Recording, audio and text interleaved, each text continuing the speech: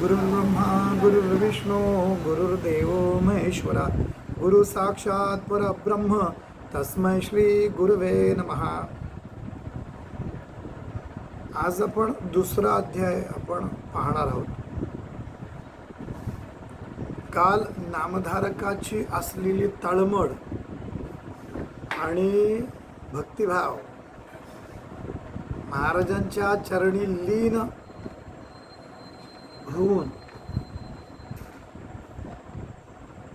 तो गुरुच्या शोधात, गुरुच्या दर्शनासाठी निघाला. शोधात नाही, गुरुच्या दर्शनासाठी निघाला. दुसऱ्या अध्यायामध्ये श्री गणेशाय नमः. त्रैमूर्ती राजा गुरु तुची माझा, कृष्णातिरी वास करून ओझा, सुभक्त येथे करती आनंदा, ते सुर स्वर्गी पाहते विनोदा, ऐसे श्री गुरुचरण ध्यात, जाता विष्णू नामांकित, अतिश्रमला चालत, राहिला एका वृक्षादळी. आणि गुरूंचे चरण ध्यात, गुरूंचं चरणाचं चिंतन करीत नामधारक हा निघालाय. आणि चालता चालता तो श्रमल्यामुळे, दमल्यामुळे, थकल्यामुळे, भागल्यामुळे तो एका वृक्षास्थळी म्हणजे एका झाडाखाली स्थिरावला, म्हणजे विश्रांतीसाठी थांबला. आणि तिथे त्याला क्षण एक निद्रिस्त मनी श्री गुरु चिंतित, कृपानिधी अनंत दिसे स्वप्नी प्रियेचा. आणि असं करताना त्याला असे झोप लागली एका क्षणामध्ये. आणि मनामध्ये तर गुरुचं चिंतन चालू होतं. आणि त्याला एक स्वप्न पडलं. रूप दिसे सुषुप्तिंत, जटाधारी भस्मांकित, व्याघ्र चर्म परिधानित, पितांबर कासे देखा. त्याने काय पाहिलं की स्वप्नामध्ये जटाधारी आहे, भस्म वगैरे लावलेले, भस्मा चर्चित असं आहे, व्याघ्र चर्म परिधान केलेलं आहे, पितांबर कासे देखा. आणि पितांबर ह्याच्यामध्ये कमरेला बांधलेलं आहे, असं सगळं रूप त्याला दिसलं. येऊन योगेश्वर जवळी, आणि तो योगेश्वर जवळ येऊन भस्म लावले कपाळी, आणि त्याला भस्म लावलं. आश्वासुनी तयावेळी अभय कर देत असे. आणि त्याला स्वप्नामध्ये अभय कर देत देणे म्हणजे काय, अभय दिलं. इतके देखुनी सुषुप्तिंत, चेतन झाला नामांकित. आणि असं पाहताना त्याने स्वप्नामध्ये पाहिलं आणि खडबडून जागा झाला. चारी दिशा अवलोकित, सगळीकडे चहूबाजूने पाहायला लागला. विस्मय करी तयावेळी, आणि त्यावेळेला तो विस्मय करू लागला, आश्चर्य करू लागला. ही एक अवस्था असते की याच्यामध्ये आपल्याला कळत नाही की ते प्रत्यक्ष आहे की स्वप्नात आहे. त्यामुळे इथं स्वप्न जरी म्हटलं तरी सुषुप्ती हा असा शब्द वापरलेला आहे. तर सुषुप्तीमध्ये ह्या गोष्टी घडतात, म्हणून त्यांनी तो शब्द योजलेला आहे. आणि त्यावेळेला तो आश्चर्य करू लागला. मूर्ती देखली सुषुप्तींत, तसेच ध्या तसे म्हणत. आणि जे रूप त्याला स्वप्नात आलं, तर बऱ्याचदा असं होतं की ते रूप आहे ना, ते डोळ्यासमोर हटत नाही.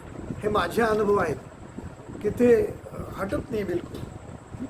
म्हणजे अशी कुठली उदाहरणं सांगे बी की मी तर त्या पुस्तकामध्ये साईबाबांचा एक अनुभव दिलेला आहे. साईबाबा प्रगट झाले आणि जेव्हा भानावर येतो तर कळतच नाही की काय नक्की होतं. तर अशा पद्धतीने ती अवस्था असते. आणि त्या रूपाचं ध्यान करीत, जे सुषुप्तीमध्ये पाहिलं त्याचं ध्यान करीत नामधारक हा निघालेला आहे. पुढे निघाला मार्गक्रमित, प्रत्यक्ष देखे तैसेची. आणि पुढं चालत चालत निघाला. आणि वाटेमध्ये त्याच रूपाची व्यक्ती, तशीच भस्म चर्चित असलेली जटाधारी आणि व्याघ्रचर्म परिधान केलेली व्यक्ती त्याला समोर भेटते. प्रत्यक्ष देखे तैसेची, देखून या योगीशाते, त्या योगीशाला पाहून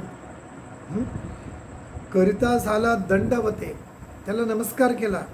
कृपा भाके करुणा वक्रे, आणि काय करू लागला, करुणा भाकू लागला तो. आणि माता पिता तू म्हणत असे, आणि त्याला तू म्हणाल की तू माता पिता आहेस. जय जयाजी योगाधीशा, अज्ञान तमन विनाशा, अज्ञानाचा अंधकार नाश करणारा तू ज्योती प्रकाशा, कृपानिधी सिद्ध मुनी. तुझे दर्शन निशेष, गेले माझे दुरित दोष. म्हणे तुझ्या दर्शनानेच माझे दुरित दोष गेलेले आहेत. तू तारका आम्हास म्हणून आलासी स्वामी या, आणि तू तारक आहेस म्हणून तू इथे आलास, माझी वेळ झाली तुझ्याशी असं म्हणते. कृपेने भक्ता लागुनी, येणे झाले कोठुनी, तुमचे नाम कवण मुनी, कवणे स्थानी वास तुम्हा. त्याने विचारलं की तुम्ही कृपाळू म्हणून तुम्ही इथे आलात, पण तुम्ही आलात कुठून, तुमचं नाव काय आणि कुठल्या स्थानी असता तुम्ही. तेव्हा सिद्ध म्हणे आपण योगी. तेव्हा सिद्ध म्हणतो की आम्ही योगी आहोत, हिंदू तीर्थी भूमी स्वर्गी, आम्ही सर्वत्र फिरतो, प्रसिद्ध आमचा गुरु जगी, आणि आमचा गुरु प्रसिद्ध आहे असा गुरु आहे इथे नृसिंह सरस्वती विख्यात. आणि विख्यात असे जे गुरु आहेत ज्यांची महती ही चौराष्ट्रांमध्ये गेलेली आहे, चौ बाजूला पसरलेली आहे, अशा गुरूंचा गुरु नृसिंह सरस्वती हे गुरु माझे आहेत. त्यांचे स्थान गाणगापूर, अमरजा संगम भीमा तीर, त्रैमूर्तीचा अवतार श्री नृसिंह सरस्वती. अर्थ कळला असेल. त्यांचं स्थान गाणगापूर आहे, अमरजा संगमावर. ते त्रिमूर्तीचा अवतार आहेत नृसिंह सरस्वती.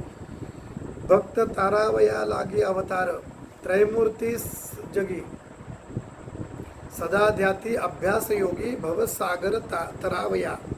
तर भक्त तारावया लागे म्हणजे काय, परित्राणाय साधूनां विनाशाय च दुष्कृतां. हे पहिलं अवतार कार्याचं प्रयोजन आहे. म्हणजे काय, जे साधूजन आहेत त्यांना तारण करण्यासाठी, परित्राणाय साधूनां आणि विनाशायच दुष्कृतां, आणि दुष्कृत्यांचा नाश करणार, दुष्कृत्य करणाऱ्यांचा नाश करण्यासाठी. या दोन कारणासाठी अवतार होतो. भगवद्गीतेमध्ये सांगितलेलं आहे. आज माझा आवाज थोडा बसलाय त्यामुळे काही उच्चार चुकीचे येतील किंवा अस्पष्ट येतील. तर भक्त तारावया लागी अवतार त्रैमूर्ती जगी, सदा ध्याती अभ्यास योगी, आणि जे अभ्यास योगी निरंतर अभ्यास करणारे, आपली जी साधना जी आहे ती नित्य नियमाने करणारे असे जे आहेत. कशासाठी, तर भवसागर तरावया, भवसागर तरवून जाण्यासाठी या गुरूंना, नृसिंह सरस्वती महाराजांना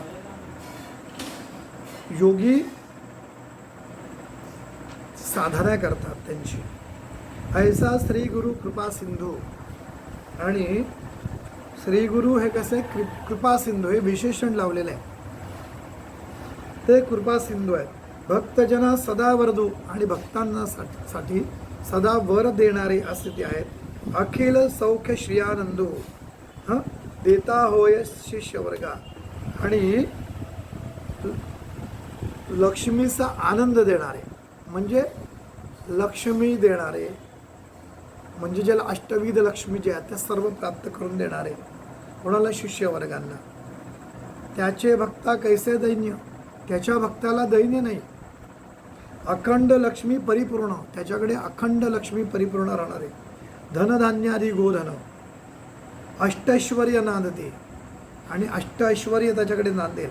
ऐसे म्हणे सिद्ध मुनी, असं सिद्ध मुनी हे सांगतात. ऐकवी विनवी नामकरणी, ऐकोनी विनवी नामकरणी, आम्ही असतो सदा ध्यानी, तया श्री गुरु यतीचे. नृसिंह सरस्वतींचा महिमा सांगताना सिद्ध म्हणतात की सगळे जे योगी आहेत ते त्यांचं ध्यान लावतात, त्यांची साधना करतात. का तर भवसागर तरावया. आणि त्याचप्रमाणे जे त्यांचे शिष्य आहेत, त्यांचे भक्त आहेत, हां, ज्यांना ते काय करतात, त्यांना अखंड असं आशीर्वाद देतात, त्यांना श्रेयानंदू लक्ष्मीचा आनंद देतात, म्हणजे धनधान्य संपत्ती देतात. आणि त्याचे जे भक्त आहेत त्याला दैन्य नाही, अखंड लक्ष्मी परिपूर्ण, त्याच्याकडे अखंड लक्ष्मी राहणार आहे. धनधान्यादी गोधन अष्टैश्वर्य नांदतात, त्याच्याकडे अष्टैश्वर्य नांदतात त्यांचे जे भक्त आहेत आणि त्यांचे जे शिष्य आहेत त्यांच्याकडे. असं म्हणताना सिद्धमुनी लगेच सिद्धमुनींना नामधारक लगेच म्हणतो काय, की असं जेव्हा सिद्धमुनी सांगतात ते ऐकून तो काय म्हणतोय, नामधारक, आम्ही असतो सदा ध्यानी ते या श्री गुरुयतीचे. ऐसी कीर्ती ब्रीद ख्याती सांगत असे सिद्ध यती. आणि सगळं तो सांगतोय ओघाने, की गुरुचं होतं बघा, आपण साधनेमध्ये असतो किंवा आपण ज्या गुरुचं करतो आणि आपलं त्याच्याशी एक नातं वेगळं जुळतं, आपण भरभरून त्याविषयी बोलत असतो. तर ही अवस्था आहे. तर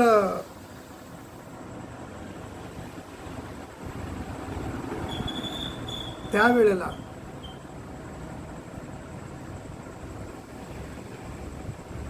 ऐसी कीर्ती ब्रीद ख्याती, म्हणजे अशी त्याची कीर्ती आहे त्या श्रीगुरूंची. तसं सांगत असे सिद्धयती, आणि सिद्धयती त्याला ते सांगतात. त्यावेळेला नामधारक वंशवंशी करतो भक्ती कष्ट आम्हा केवी पाहे. अरे तुम्ही तर असं म्हणता की त्याच्याकडे भक्त जे आहेत, त्याचे जे शिष्य आहेत त्यांना दैन्य नाही, त्याच्याकडे अखंड लक्ष्मी आहे, हां, तर सगळं धनधान्याने परिपूर्ण आहे, असं जर तुम्ही म्हणतात तर वंशवंशी करतो भक्ती. अरे आमच्या घराण्यामध्ये तर पिढ्यानं पिढ्या भक्ती चालू आहे. हां, कष्ट आम्हा केवी पाहे. मग आम्हाला एवढं कष्ट दैन्य दुःख कशासाठी? आम्ही जनरली हेच म्हणत असतो, आम्ही असेच असतो. एखाद्याला जर का बंगला बांधला, एखाद्याने घर बांधलं, एखाद्याची प्रसिद्धी झाली, नाव लौकिक झालं, एखादा श्रीमंत झाला, एखाद्याला यश मिळालं, तर आम्ही लगेच आमच्या मुखातून म्हणतो की अरे देवधर्म करून काय फायदा, म्हण आम्ही एवढं देवाचं करतो तरी आम्हाला काही नाही, आणि हे बघा काहीच नाही तरी ह्यांना म्हणे हे होतं. म्हणजे आपण काय करतो, आपण अशी तुलना करतो किंवा त्याच्यावर जळतो. तर मुळामध्ये हे अतिशय चुकीचं आहे. कारण तुम्हाला त्याचं कर्म माहिती नसतं, तुम्हाला तुमची गतकर्म माहिती नसतात, या जन्मातली माहिती असेल तर गतजन्मातली माहिती नसतात. परत आम्ही जी भक्ती करतो ते किती श्रद्धेने आणि अतूट करतो यावर सगळं अवलंबून असतं. मग म्हणे आम्ही वंशवंशी भक्ती करतो तरी आम्हाला हे कष्ट का? मग ते सिद्धाला म्हणतात नामधारक, तू तारकामासी म्हणून माते भेटलासी. तू आम्हाला तारण करणार आहेस आणि म्हणून तुम्हाला आमची भेटी झालेली आहे. संहार करून संशयासी निरोपावे स्वामिया.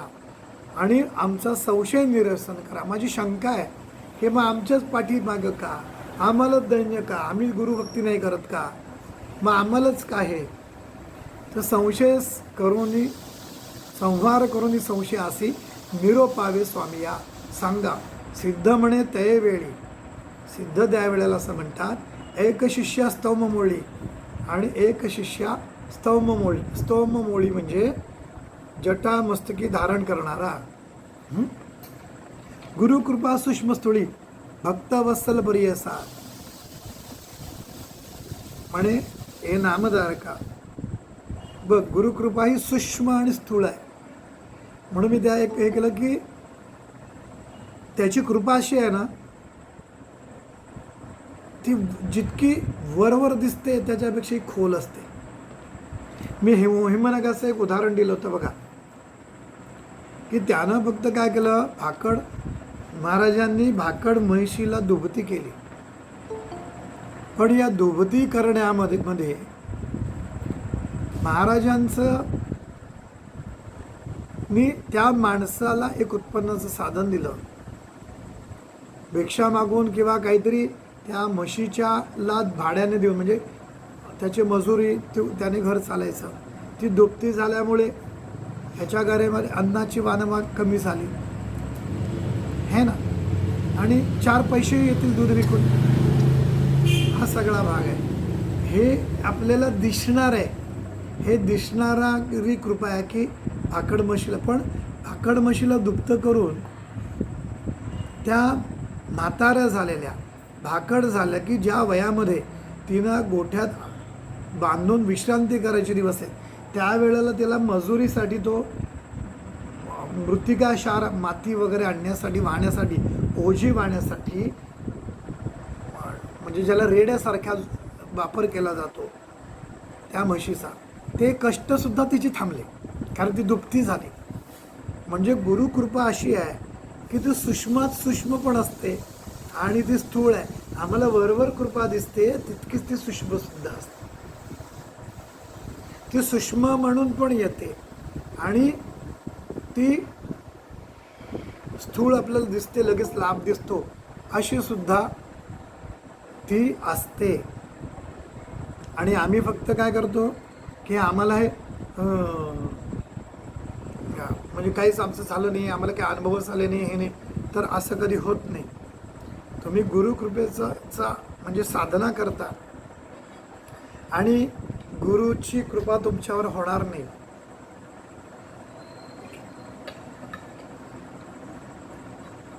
तर असं कधीही होणार नाही. फक्त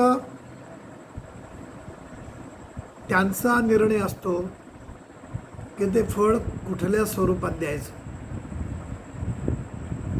ते आता द्यायचं की नंतर द्यायचं, या जन्मात द्यायचं की पुढच्या जन्मात द्यायचं, हे सगळं त्यांच्या हातात आहे. पण तुम्ही जर म्हणणार की आम्ही इतके वर्ष देवाला हे केलं, काहीच फायदा नाही, आणि किंबहुना आम्ही गुरु एखाद्याला करतो, त्याचं नामस्मरण करतो, लोक म्हणतात आम्ही 11 काय 100 माळी जप करतो, तर काय तुम्ही किती लक्ष जप करताना, म्हणजे हे माझं वाक्य नाही, पांडुरंग शास्त्री आठवले दादांचं वाक्य आहे की तुम्ही किती लक्ष जप करता याला महत्त्व नाही, तुम्ही जप करताना लक्ष किती असतं याला महत्त्व आहे.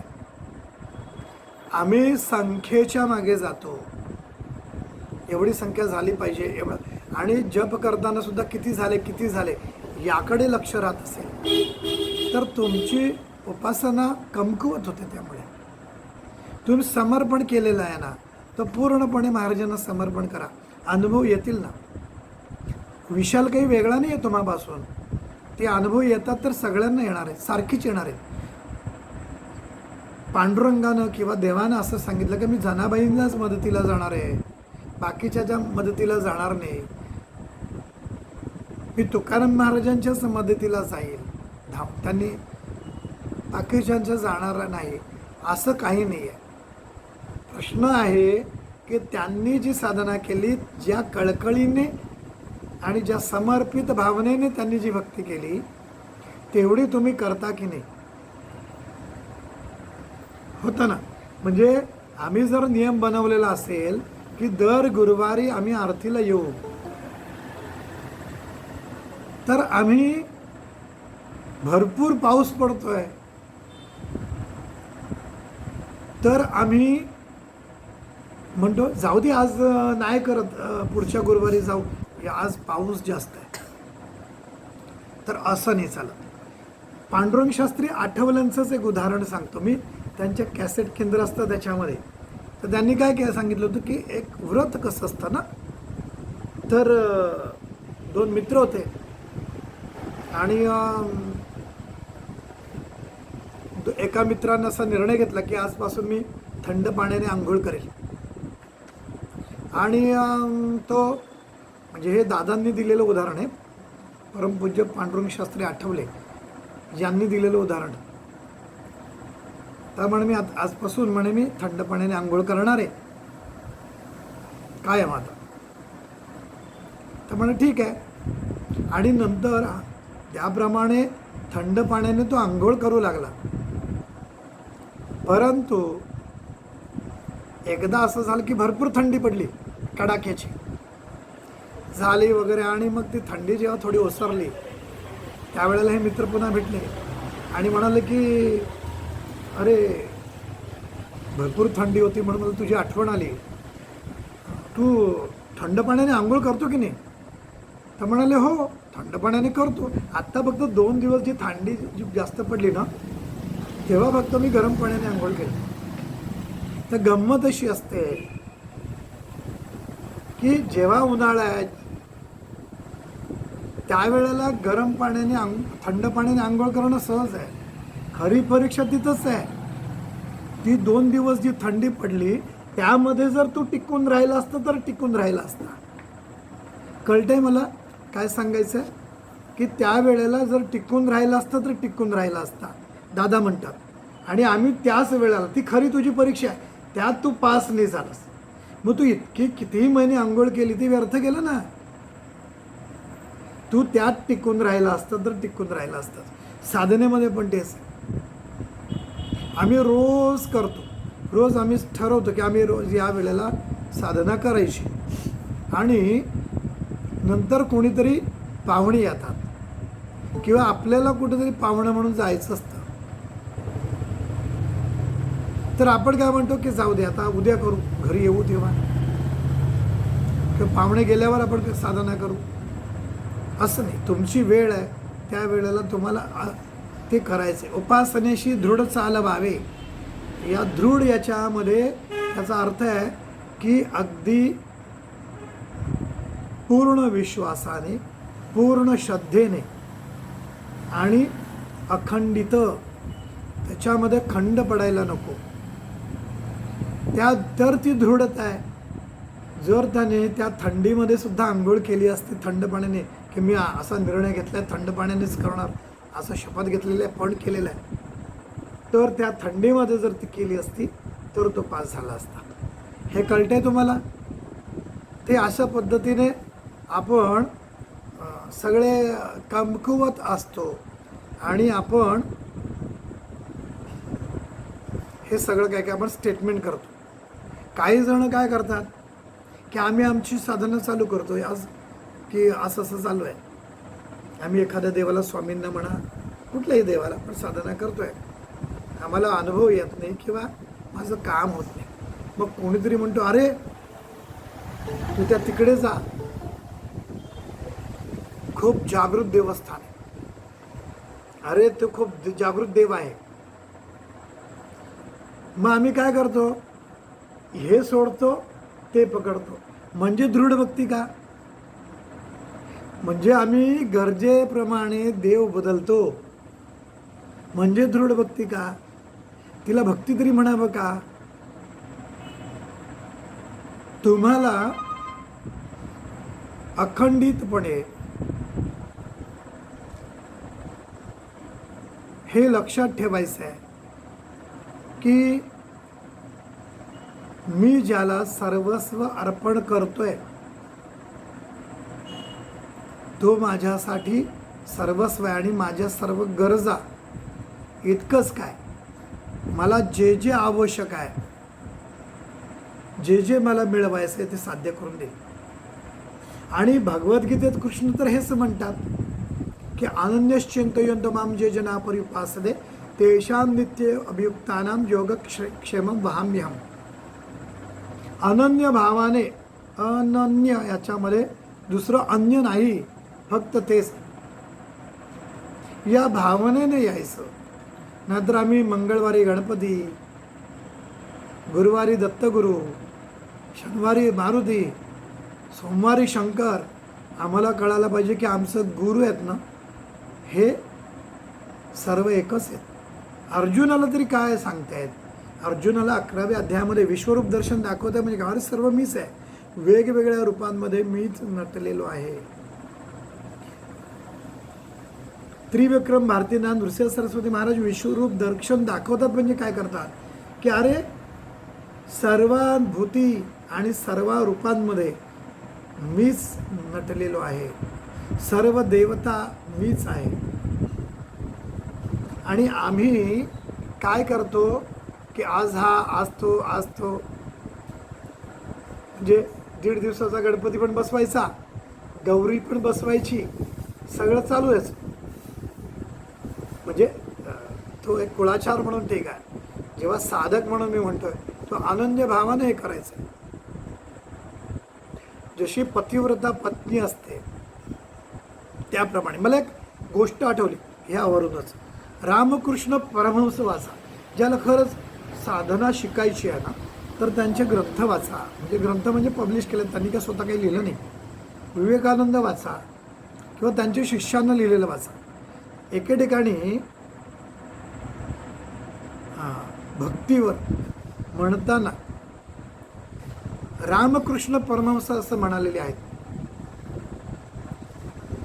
की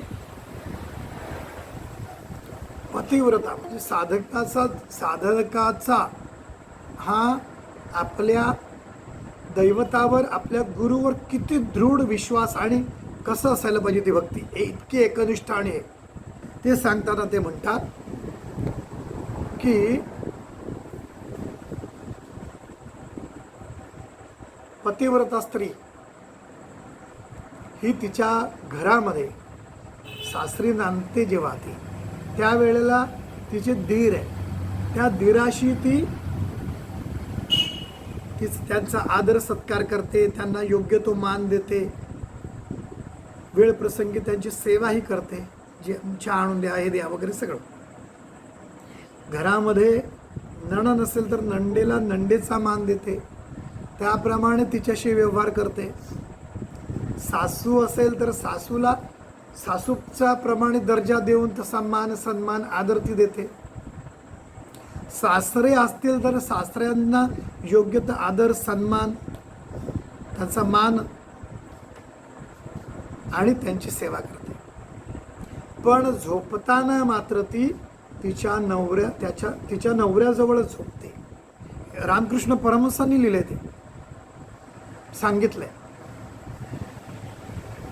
म्हणजे झोपताना मात्र ती नवऱ्याकडेच झोपते.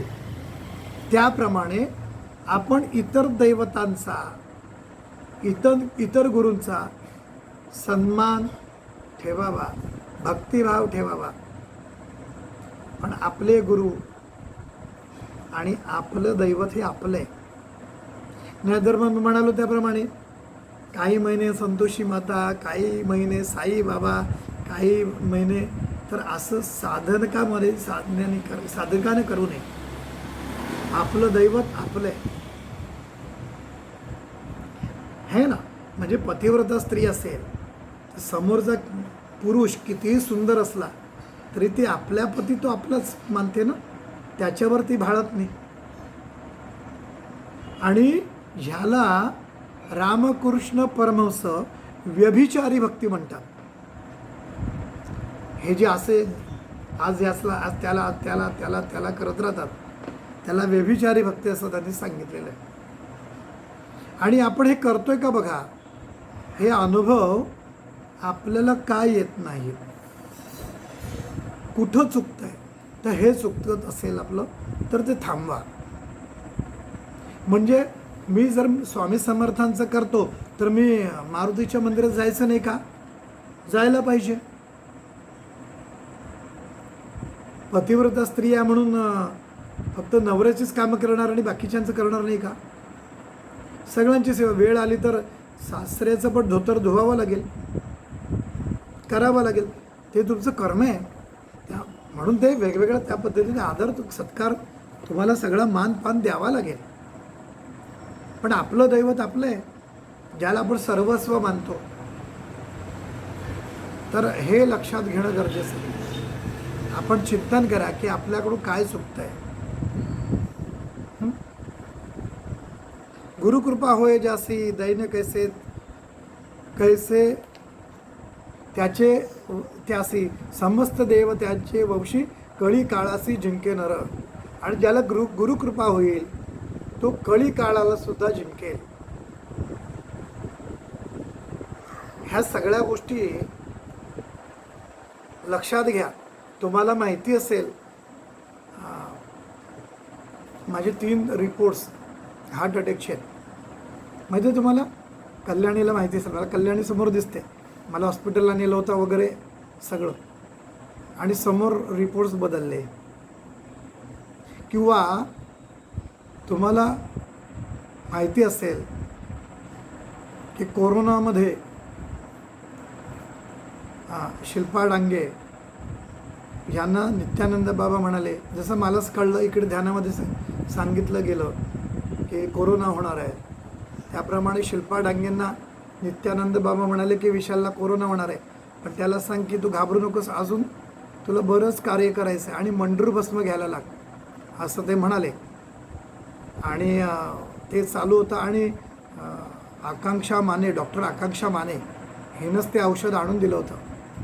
ह्याला त्यावेळेला जे कोणी आपल्या मठाशी जोडलेले असतील त्यांना ही गोष्ट माहिती असेल. तर ह्या सगळ्या गोष्टी घडतात. कळी काळाशी सुद्धा आपण जिंकू शकतो, असं म्हणजे कळी काळाशी जिंकेणार गुरुची कृपा इतकी अशी आहे की तो कळी काळाला सुद्धा जिंकतो. ऐसी वस्तू पूजने, आणि उपासनेमध्ये अशी अनमोल वस्तू, अशी गोष्ट तुमच्याकडे आहे. आणि दैन्यवृत्ती सांगशीच आणि असं पटापट आमच्याकडे दैन्य आहे, आमचं असं आहे तसं आहे, एवढं करून काय फायदा नाही, आपण जसं म्हणतो तसं ते म्हणतात. दैन दिसे कैसे त्यासी, समस्त देव त्याचे वंशी, कळी काळासी जिंकेनर, ऐसी वस्तू पूजनी, दैन्यवृत्ती सांगशीच अरे नसे तुझे निश्चय म्हणी, म्हणून कष्ट भोगितोसी. सिद्ध त्याला म्हणतात, अरे तुझ्याकडे दृढता नाही आहे बिलकुल, आणि म्हणून असं तू म्हणतोस. तुमच्याकडे तेवढी एकनिष्ठता, तेवढं समर्पण, तेवढं अनन्य भाव हा तुझ्याकडे नाही आहे, आणि म्हणून तू असं बोलतोस. असं ते म्हणतात. आणि त्रैमूर्ती श्री गुरु म्हणून जाणजे निर्धारू, देऊ शकेल अखिल वरू, एक भावे भसावे. बघा काय म्हणाले, त्रैमूर्ती श्री गुरु नृसिंह सरस्वती महाराज हे त्रैमूर्ती दत्त महाराजांचा अवतार, ब्रह्मा विष्णूचा अवतार आहेत. आणि म्हणून जाणजे निर्धारू, निर्धार करून पक्क करून काय करायचंय, देऊ शकेल अखिल वरू, सर्व तुम्हाला जे हवंय ते देईल. एक भावे भजावे, आमचा एक भाव असला पाहिजे, आमचा दुसरा भाव नसावा. आमचा भाव बदलत राहतो. आम्हाला संकट आलं की आम्ही देवावर शंका घ्यायला लागतो, तू आहेस कुठे, दिसते की नाही तुला, असं म्हणतो. तर हे लक्षात घेणं गरजेचं आहे. आणि गुरुचं सामर्थ्य काय, तर एखादे समय श्रीहरी अथवा कोपे त्रिपुरारी, म्हणजे अगदी विष्णू किंवा शंकर जरी कोपले, रक्षील श्रीगुरु निर्धारी भक्त आपुले भक्तजनांचे. अरे शंकर आणि विष्णू जरी कोपले ना, त्या भक्ताचं रक्षण करण्यासाठी परमेश्वर म्हणजे गुरु त्याला सांभाळतात, रक्षण करतात. आपण कोपे एखादे असे, आणि जर गुरु कोपले कोणावर, तर रक्षू न सखे व्योमकेशी, त्याला अथवा विष्णू परी असी रक्षू न शके अवधारी. आणि जर गुरुचा कोप झाला तर त्याला विष्णू आणि शंकर सुद्धा वाचवू शकत नाहीत. एवढं गुरुचं महात्म्य. जर तुम्ही स्वामी समर्थांना गुरु मानता, गुरुस्थानी म्हणता, तर एकभावाने तुम्ही ती साधना दिलेली करा. हे गुरुचरित्र सांगतं आपल्याला. ऐसे एकूणी नामकरणी, असं एकूण नामधारक म्हणाला, नामकरणी लागे सिद्धाची आचरणी, आणि तो चरणाशी लागतो, विनवू लागतो. विनवी तसे कर जोडून, हात जोडून विनवू लागतो. भक्तिभावे करून या.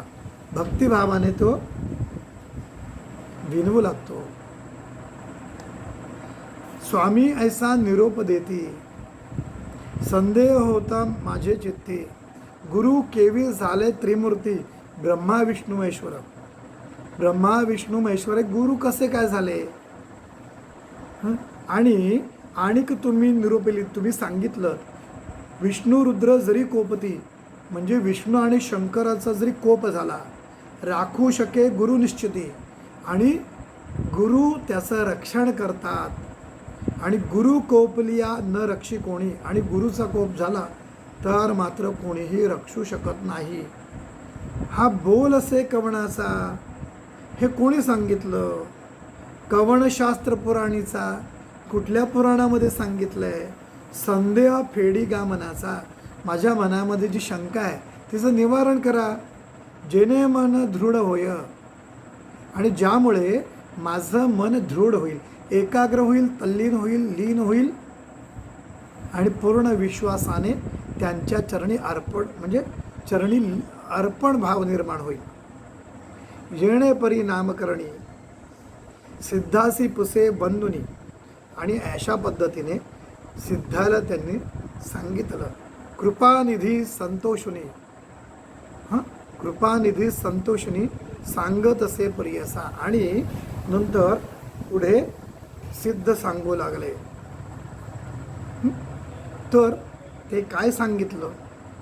कारण अध्याय दुसरा मोठा आहे, तर आज आपण पुढे घेऊया. 30व्या अध्यायापर्यंत आपलं झालं, 3ऱ्या ओवीपर्यंत आपलं झालेलं आहे. उद्या 31 पासून पुढे घेऊया. यामध्ये सांगायची गोष्ट अशी आहे की गुरु एखाद्याला केल्यानंतर त्याला पूर्ण भावाने समर्पित व्हा. गुरु बद्दल पूर्ण भाव आणि पूर्ण समर्पण भाव ठेवावा, हे लक्षात ठेवायचं. पण आता या कलियुगामध्ये जर पाहिलं तर तुकाराम महाराजांनी सांगून ठेवलंय, ऐसे संत झाले कळीमुखी तंबाखूची नळी. काय काय चाललेलं असतं? अंगा लावून या राख अंतरी विषयाची आस, गळा रुद्राक्षाच्या माळा अंतरी नाना कळा, तुका म्हणे सांगू किती जळो तयाची संगती. तर त्यामुळे असं सगळं घडतं. आणि त्यामुळे एक लक्षात ठेवा, पाणी पिना छान के और गुरु करना जान के. पुन्हा म्हणतोय, मी एखादी गोष्ट सांगितली, विशालदादांनी सांगितली म्हणूनही ती मान्य करा असा माझा अट्टाच नाही. त्यासाठी तुम्हाला ती पटतंय का? तुमच्या बुद्धीवरती घासून पहा. त्याचप्रमाणे त्याचे संदर्भ शोधा, 4 जणांना विचारा वाटल्यास, आणि निर्णय घ्या. हे लक्षात घ्या. पण एकदा गुरुला समर्पित झाल्यानंतर मात्र त्याविषयी शंका घ्यायला नको. पूर्ण विश्वासाने तुम्हाला समर्पित भावानंच हे करावं लागेल, हे लक्षात घ्या. तर यामध्ये गुरुचं सामर्थ्य काय हे लक्षात येतं. कळी काळाशी जिंकी नर, कळी काळाला सुद्धा जिंकण्याचं सामर्थ्य तुमच्यात येतं असं म्हटलेलं आहे. पण ते सामर्थ्य केव्हा येतं? तर तुम्ही किती समर्पित आहात ह्यानं ते येतं. आज आपण इथंच थांबतो. पुन्हा आपण उद्या भेटूया. उद्या गुरुवार आहे, त्यामुळे कधी आपण रेकॉर्डिंग करणार, म्हणजे आपला संवाद होणार आहे, तर तो संवाद आपला होईल आणि मी तो ग्रुपवर सांगेल की कधी आपलं आपण जॉईन व्हायचं आहे. आज आपण इथंच थांबूया. अवधूत चिंतन श्री गुरुदेव दत्त. श्री स्वामी समर्थ महाराज की जय. कुणाला काही सांगायचं असेल, बोलायचं असेल किंवा एखादा प्रश्न करायचा